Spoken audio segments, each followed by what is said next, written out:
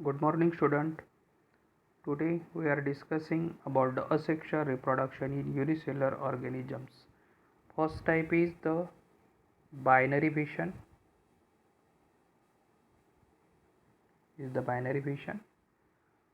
Look at the diagram. Prokaryotes like bacteria, protists like amoeba, paramecium, euglena, etc. and eukaryotic cell organisms like mitochondria and chloroplast perform asexual reproduction by binary fission like amoeba, paramecium and euglena, and some of the cell organisms like the mitochondria and chloroplast perform the binary fission. In this process, the parent cells means just like this parent cell, जनक पेशी ज्याला आपण म्हणू, divides into two similar daughter nuclei. This is the two similar daughter nuclei. This binary fission occurs either by mitosis or amitosis.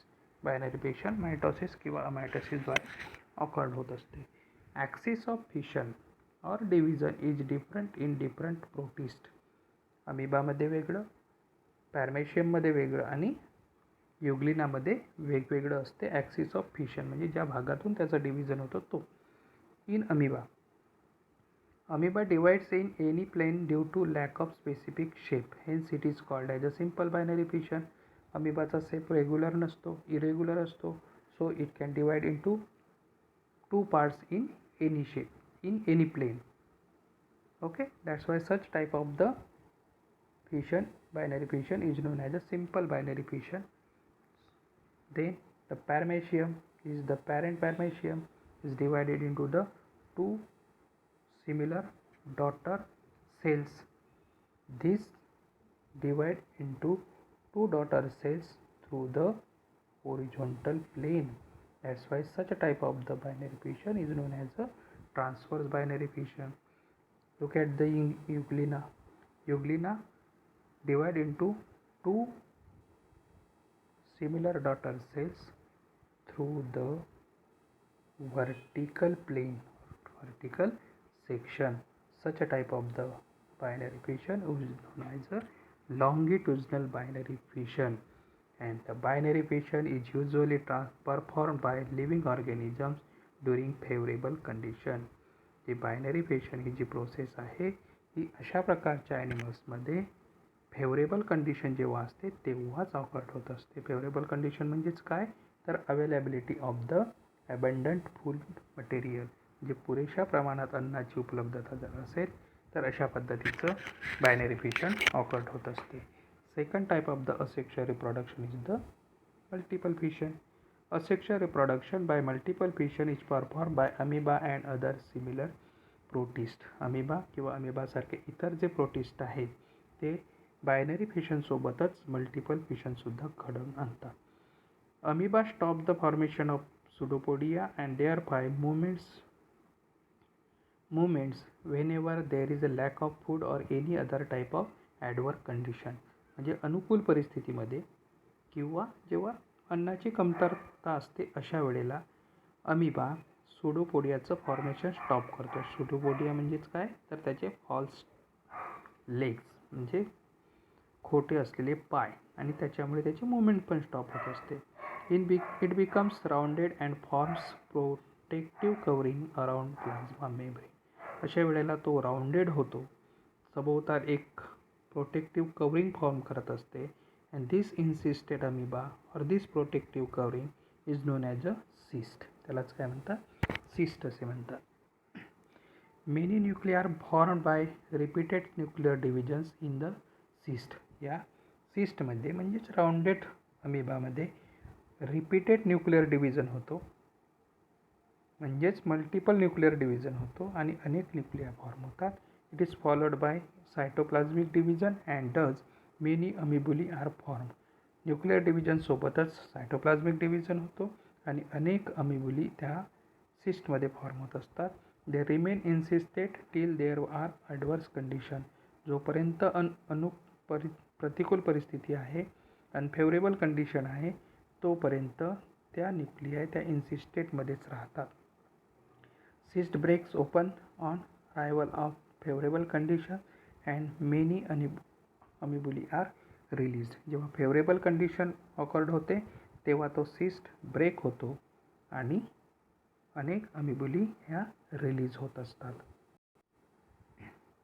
Okay. So in multiple fission the initial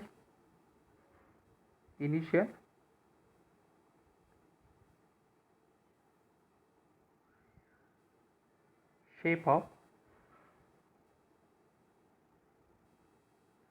amoeba is irregular shape.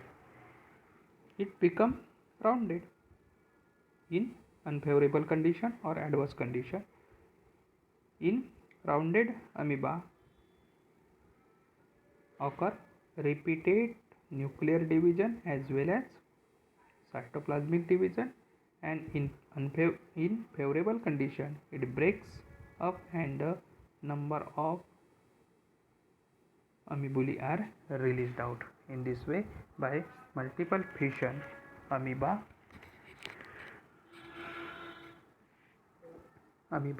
form a number of amoebulae. Next type of the asexual reproduction is the budding. In yeast cell, in favorable condition, small bud coming out of many parent cells.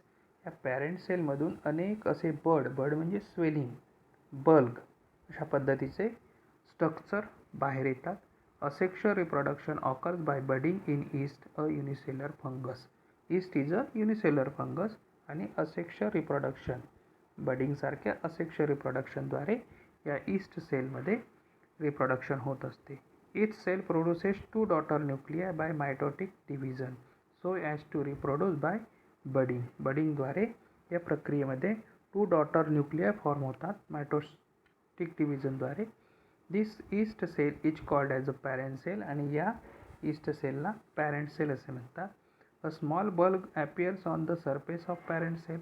Parent सेलच्या सरफेसवर अशा पद्धतीने एक small bulb म्हणजेच स्वेलिंगसारखं part awkward होतो.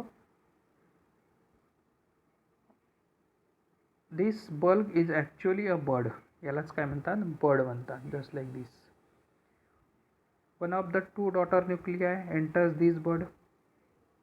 One of the 2 daughter nuclei enters this bud. या बडमध्ये या दोनपैकी एक डॉटर न्यूक्लियाय जो आहे तो एंटर होतो. After sufficient growth bud separates from the parent cell and start to live independently as a daughter yeast sale.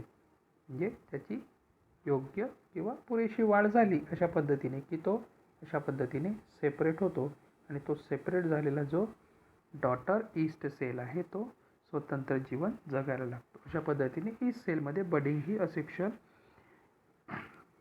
Method awkward होत असते. Next is the asexual reproduction in multicellular organism. In multicellular organism, first type is the fragmentation. This type of asexual reproduction occurs in multicellular organisms.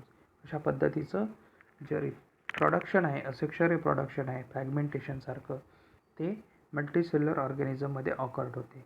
In this type of reproduction, the body of parent organism breaks up into many fragments and each fragment starts to live as an independent new organism.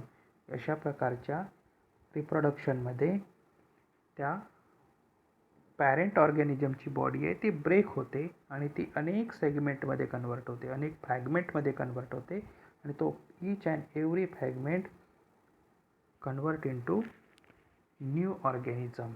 This is the segment. Okay. This type of reproduction occurs in algae like Spirogyra and sponges like Cycon. आता हे स्पायरोगॅरामध्ये fragmentation कसं करते ते बघा.